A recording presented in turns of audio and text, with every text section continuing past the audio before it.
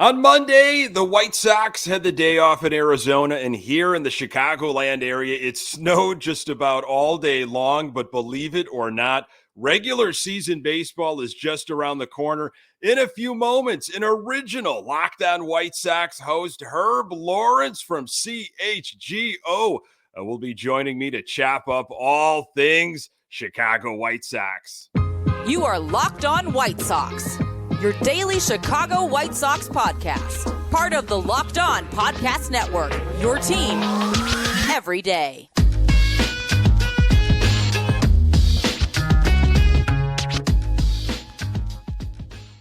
Hey, Sox fans, welcome to Locked On White Sox. Thank you for making Locked On White Sox your first listen each and every day. We're free and available on all platforms. Follow us on Twitter at Locked On Sox. Also, subscribe to our YouTube channel.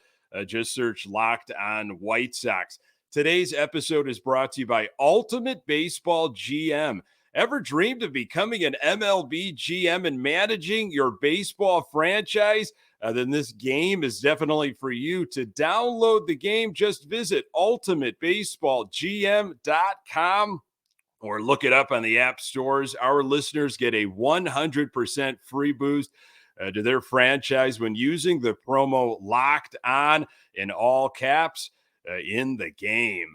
Hey, I'm your host, Nick Morawski, a lifelong diehard Chicago White Sox fan, recording this podcast just blocks from the ballpark in beautiful Bridgeport. You can find me on Twitter at Nick_GGTV. Locked On White Sox is part of the Locked On Podcast Network, your team every day.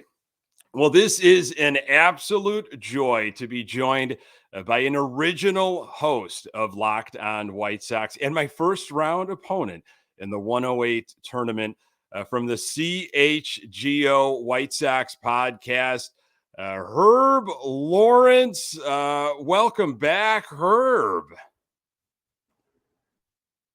Thank you very much, Nick. It's such an honor to be back on Locked On White Sox. I mean, you said it in the opening. It's like Tanny and I doing this show was just so awesome. And what you and our predecessor, Sean Anderson, who's now with me at CHGO, and what you have done with the Locked On White Sox brand and channel, it's been past our expectations. You've been doing an excellent job. Thank you, sir.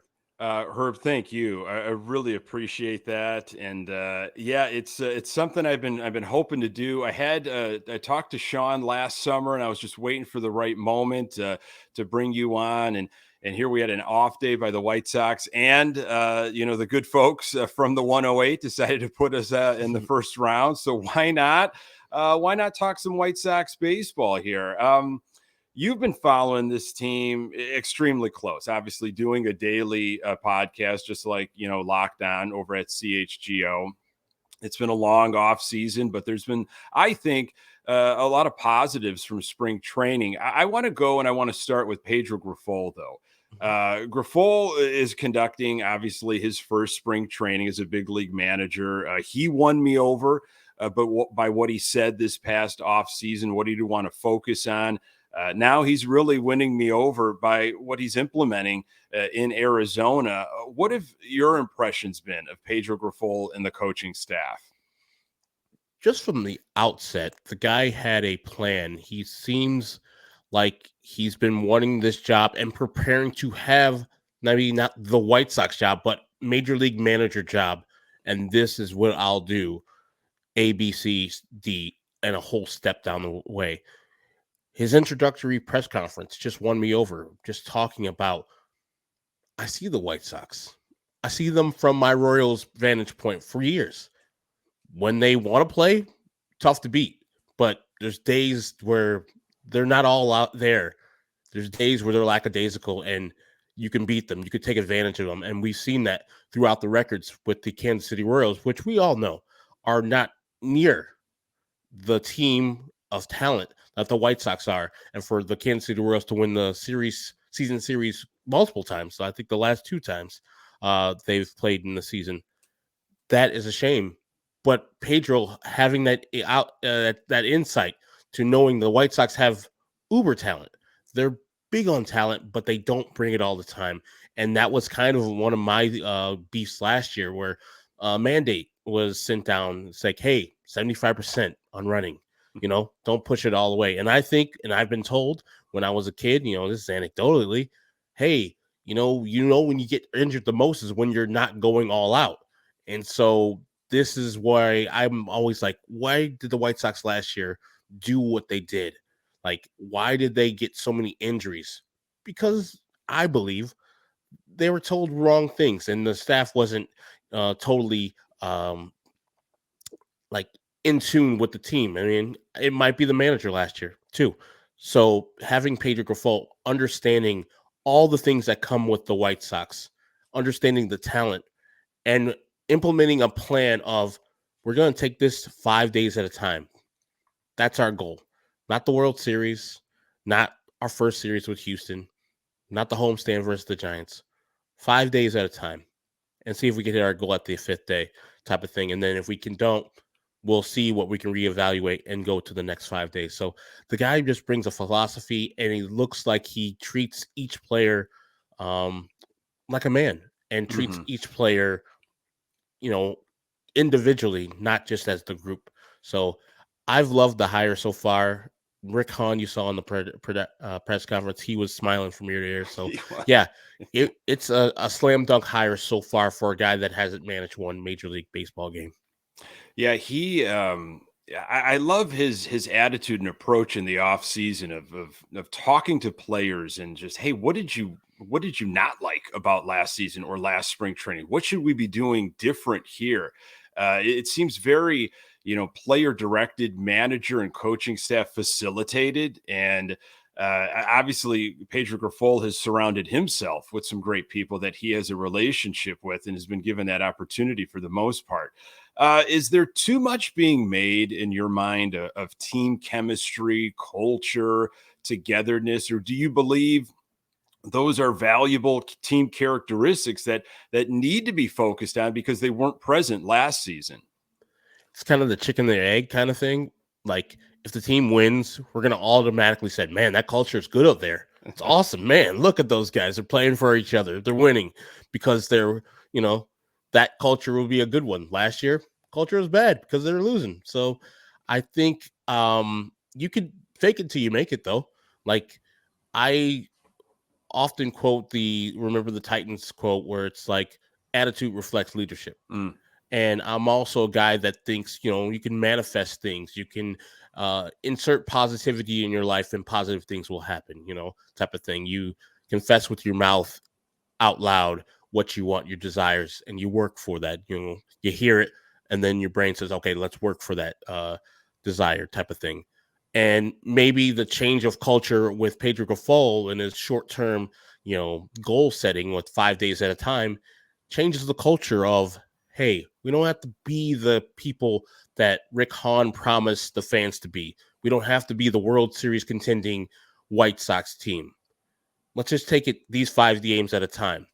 And if we do what we need to do in these 5 games, we'll be fine. And we stack a couple of those 5 games together, then we'll be even better, type of thing. And the philosophy will change the minds of the fans or the players, because I'm sure the pressure of not winning a championship, not even winning a playoff series yet, is not only for Rick Hahn or the front office, it's for the people who are playing. They feel that. Tim's been here since 2016. He knows what the fans feel and how they get down and how they reacted last year. And he kind of spoke to that when he talked to Chuck, kind of like, hey, fans, you got to be with us. Chuck, you got to be with us. I disagreed with both things, but that's his desire. He wants the fans to be more of a positive influence, more of a cheering base, but also fans had a really, really, really good reason to cheer against the Whites, not cheer against them, but to be mad with the performance that was out there and the effort sometimes that was out there. So I don't blame the fans for how they reacted. You and I, we cover this team 5 days a week. So, we know this team deserved all the jeers that they got last year. So, I think maybe culture is a big thing, and we can get back to the culture that we were building when they fired Ricky Renteria. They were trying to continue it with AJ Hinch, but A monkey was thrown in that monkey wrench was thrown in there by Jerry Yeah. Reinsdorf. So Yeah. I think culture is a big thing. And as we're blaming Tony La Russa, I am at least, for some of that 2022, I think changing that will just at least be like addition by subtraction.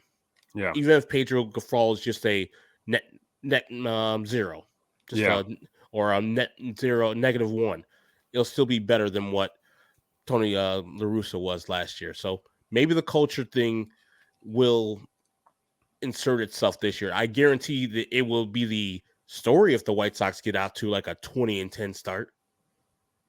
Absolutely. And I agree with you. Everything that you said, especially with the Tim Anderson and Chuck stuff. And a lot of people have asked me just simply, what do you expect from the Sox this season? And all I could say is they're going to be better. They're going to be more prepared. You're going to team they're going to play better fundamentals. I think they're going to have a plan in place against their opposition. They're going to try to exploit their opposition's weaknesses. I just feel like look for that, lots of players, lots of Sox players looking for a bounce back year, and even some looking to finally reach their potential.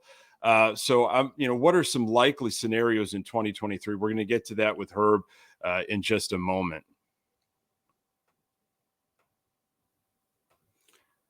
Today's episode is brought to you by Ultimate GM. Hey, I'm really excited about our new partner and sponsor of today's episode, the mobile app Ultimate Baseball GM. Ever dream of becoming an MLB GM and managing your professional baseball franchise? Well, your dream can come true, and this game is definitely for you. Manage every strategic aspect of your team, play through the season, and lead your team to glory. You're responsible for hiring the right coaches and staff, manage team finances, scouting and drafting players, manage difficult personalities, navigating your franchise through free agency and all the ups and downs of a season.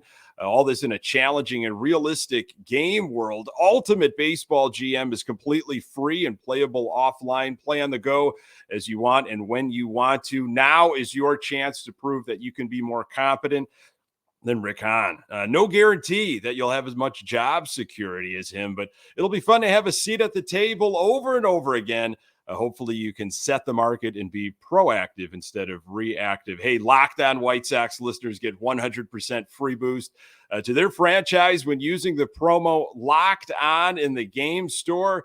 So make sure to check it out. To download the game, just visit probaseball.com. probaseballgm.com. Scan the code or look it up on the App Store. That's probaseballgm.com. Ultimate Baseball GM. Start your dynasty today.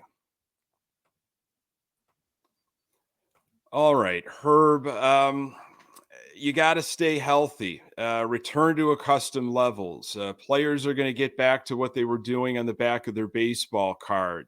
Some guys that have been around for a while that we still don't know what we have, position players and pitchers. All that was kind of what our offseason was like. There was a couple moves here and there sprinkled, but it was no. What happened last year to this team? We're going to hope that it just didn't happen, and then things are going to unlock. All that being said, what's the most likely scenario? What players could live up to the hype or the expectations this season in your mind? I'll take it from the most likely. I believe Yoán Moncada can return to levels of 2019, 2021, where I think some people didn't respect the 2021 season until they saw how bad the 2022 season was. He was hurt all last year for the most part. Remember, he went out with a oblique strain early in the season and missed a couple weeks there. And so really, he spoke about it, that he rushed himself back from that injury. And then the whole season was kind of put in the crapper because he never really recovered. He had individual games where 5 for 5, I think, in Detroit, where he showed out. And I think versus Oakland, he also had a great game. And then immediately he would go on the IL for some other reason, like hamstring pull or something like that. But being hurt the whole year is an excuse, but it's not a good excuse because White Sox fans have pretty much had it with Yoán Moncada, especially with the emerging bat of Jake Burger. If Jake Burger could field the ball adequately at a normal pace, the fervor would be louder. Mm-hmm. But the fact that Jake Burger kind of butchers the ball at third base is the only reason why we haven't been hearing louder roars for the trade or the release of Yoán Moncada, because that year was so bad. If he wasn't signed to the long-term deal that he was, I don't know if the White Sox would have kept a person like that without, because he's getting paid more this year. I think up to upwards of $25 million. So this is where his extension comes to pass and where he's supposed to be an actual superstar like he was ascending to. But it could get there because odd year Yoán and also healthy Yoán. I don't know if you've been watching a little bit of the World Baseball Classic, but say what you want about the quality of the pitchers. Yoán Moncada started off like over 11. And then the last 2 days when Cuba needed it, as he's shown with his runners in scoring position average last year, even though he struggled, he got the job done. He went, I think, 3 for 4 in one game. Another game he got 4 hits, hit a home run. Like, the guy is centering up the ball. He's hitting it hard, and he's doing the Yoán Moncada things from both sides of the plate. And the glove is always going to be there. So I don't necessarily worry that Yoán's not going to be some type of advantage for the White Sox, because the defense, for the most part, he has some lackadaisical plays and plays that I wish he can clean up. But he's going to be a valuable player no matter what, even if his offense struggles. But I don't think last year is anywhere near what Yoán is. We saw what he did in 2021, where his on-base percentage was upwards of 370. So he, I think, is the easiest bounce back candidate because his things are not necessarily a chronic thing. He does get injured, but he does he plays a lot of games too. Like like it was Jose played the most, and then it was like Yoán, then Tim. So like he plays. So I don't think his problems are gonna be the injuries. Other players, I would say Eloy has the highest ceiling out of everybody, but Yoán, I think, is the easiest road and the most realistic thing that I believe for the White Sox, if I'm just picking one thing. Yeah. I thought that even with all the injuries and everything, I thought the World Baseball Classic was going to be helpful for Moncada and Robert to play some very important, meaningful baseball to them during the spring where it mattered. And to your point, when it push came to shove and Cuba needed to win some of these games, Moncada stepped up. And I thought that is going to help him hit the ground running when it comes to March 30th against Houston. That's just my hope. Where does your confidence lie with the starting rotation? Pedro Grifol seems to be very impressed so far with the starting 5. Is it more likely that Giolito bounces all the way back, or that Dylan Cease maybe takes a few steps back? I think it is more likely that Giolito actually takes steps towards his old self. Last year was a disaster from multiple standpoints. The lockout had the ability and made Giolito, who usually in any pitcher, usually you would get a chance to speak to the pitching coach and or the strength and conditioning people to work out on a plan. Like, hey, rest the whole month of November. Your throwing program starts in December. Do this, that, and the other weights. Even going to visit these said people. And you can do that every offseason. But in 2021 to 2022, we had the lockout. And that made it impossible for Lucas Giolito to speak to Ethan Katz or any of the new training staff that the White Sox just hired that year. And so he came in 25 pounds heavier with real bulky. And some say, that he couldn't recapture his mechanics. Too much weight on his body. That frame is big enough to carry it, but, not when you're doing a violent thing like throwing a baseball. So he had early injuries. Remember, he was dealing in Detroit on opening day. I think he left with an oblique strain, another oblique strain. And then he had COVID. Then, just had bad pitching performances. But you saw the Lucas Giolito in there a couple times where he would give up an early home run and then bear down and give up nothing else after that. Like the first inning was really a bugaboo for Lucas Giolito because I think he was still searching for that top end fastball still, and he wasn't getting it and it was getting crushed. But I think too much weight last year, not having the throwing program, not having the consistent conversations with Ethan Katz cost him dearly. But this is a walk year. Yep. He got back to his weight, and it looks like he's throwing the ball well. So I have all the confidence in the world that he can get back to near levels of where he was at the top of the rotation. It's going to be very hard to say that. Sorry about that. No, go ahead. Dylan Cease is going to be continuing to be great.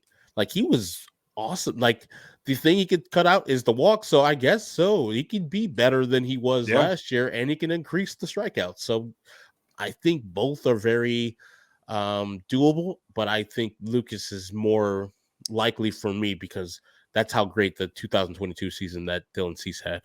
Yeah, it's fascinating to watch. I mean, you've got the pitch clock that is going to be kind of the variable, and both have spoken about it. And Giolito seems to be a fan of it. Like, look, this gets me out of my head. You know, it helps me speed up and get into a rhythm. And to your point about Giolito's body language, there was a recent athletic article by James Fegan and centering around Giolito, and Pedro Grifol said to Giolito, like, we saw you from the Royals dugout, like the shoulders would slump, you'd give up that first inning home run. Like your body language tells a lot because then the other team, blood in the water, you know, we're going to jump all over this guy. So I like that aspect too from Grifol, that he can bring in that insight to pitchers, and Giolito is, I think, one of those that sometimes wears all of his emotions, you know, out there on the mound. So I like what I've seen so far and what I've heard from Giolito. I do believe he's going to have a much better year. Want to talk in just a moment here, the battle for the bench, one of the few positional storylines that has produced a lot of uncertainty really this spring. Who's in, who's out? More on that in a moment with Herb. Today's episode is brought to you by FanDuel. The midway point of the NBA season has come and gone, and now is the perfect time to download FanDuel, America's #1 sports book, because new customers get a no-sweat first bet up to $1,000. That's bonus bets back if your first bet doesn't win. Just download the FanDuel Sportsbook app. It's safe, secure, and super easy to use. Then you can bet on anything from the money line to point scores and threes drained. Plus, FanDuel even lets you combine your bets for a chance at a bigger payout with a same-game parlay. So don't miss the chance to get your no-sweat first bet up to $1,000 in bonus bets when you go to FanDuel.com/lockedon. That's FanDuel.com/lockedon to learn more. Make every moment more with FanDuel, an official sports betting partner of the NBA. All right, I want to talk a little bench utility. I think, Herb, that's something that I thought maybe it was going to be an easier decision right now. You know, we still have got 15 or so games left, but decisions I think are going to start getting made. Leury Garcia hasn't really impressed, especially defensively. We talked a little bit about Berger. I don't know where his path is, you know, necessarily. You got the Billy Hamilton, Gavin Sheets. I was really high on Hanser Alberto, as I know a lot of people were. Been quiet as of late. I mean, I guess a question here. I mean, does Leury Garcia just automatically make this club because of financial constraints? And what do you see right now as maybe the 3 or 4 guys that they use as utility to break out of camp?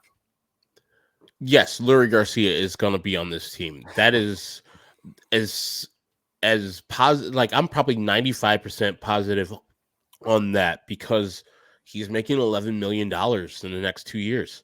Like, every single White Sox fan knew no one's signing Leury Garcia for a multi-year contract.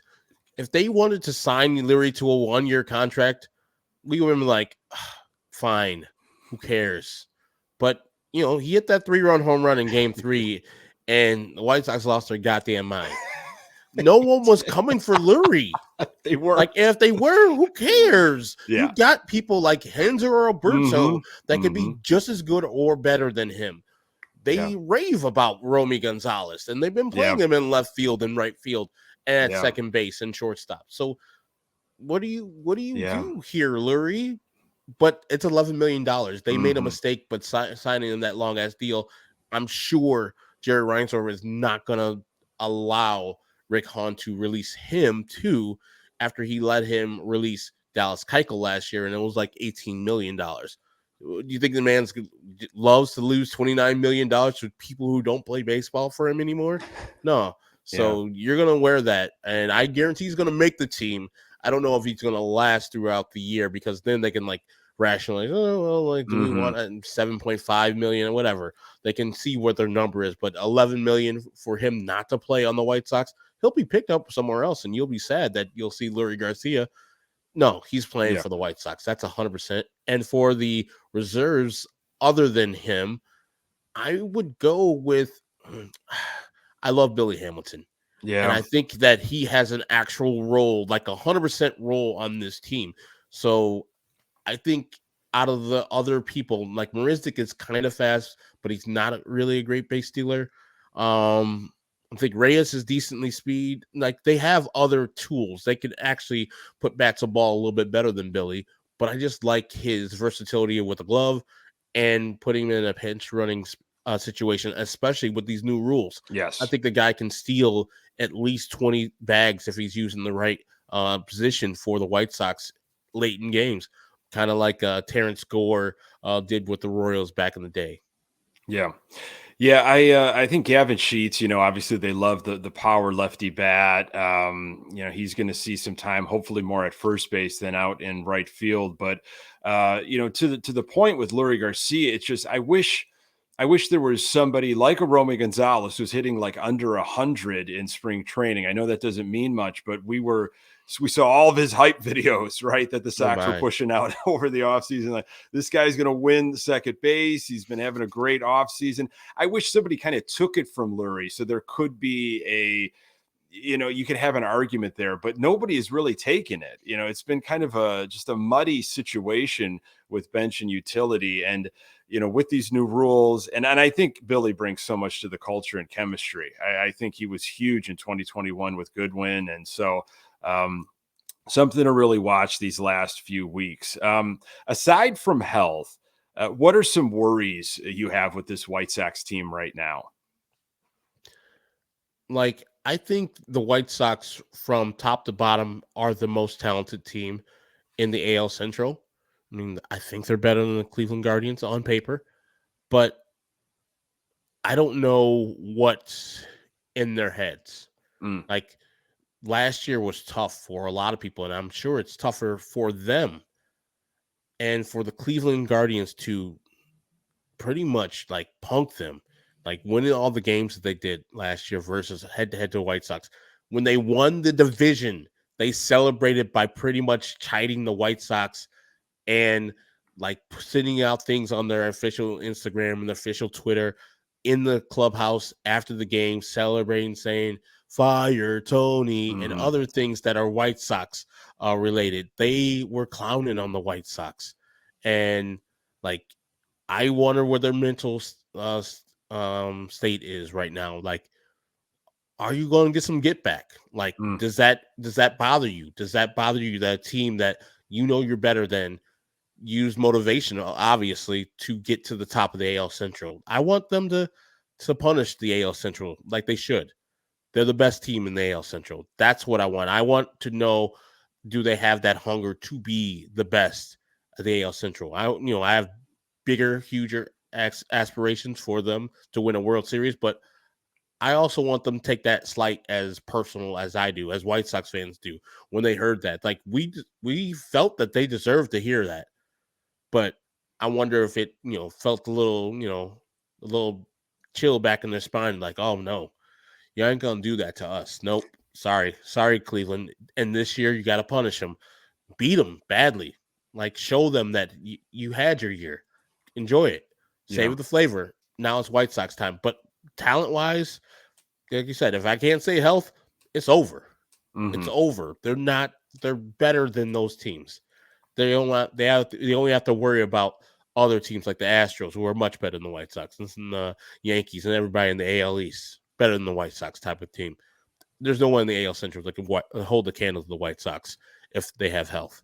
Yeah, I think the Sox pitching, starting pitching when healthy is definitely at the top of the AL Central, and then just the talent, just the absolute talent. If again, we have a healthy club breaking out of Arizona, and I would even say the first couple months, because I think that's where they were spinning their tires last year. They did not play with urgency.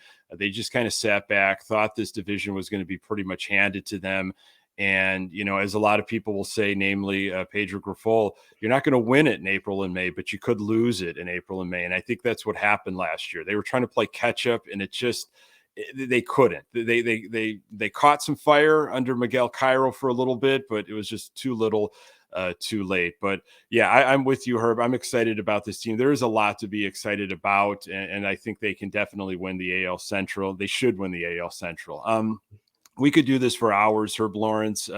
It is always a pleasure when our paths cross and we get to talk White Sox. Thank you for your time, for coming on and rejoining Locked On White Sox. So where can we find all of your good stuff? Please promote CHGO and everything you guys are doing. Yeah, we do live show 4:00 each day, Monday through Thursday.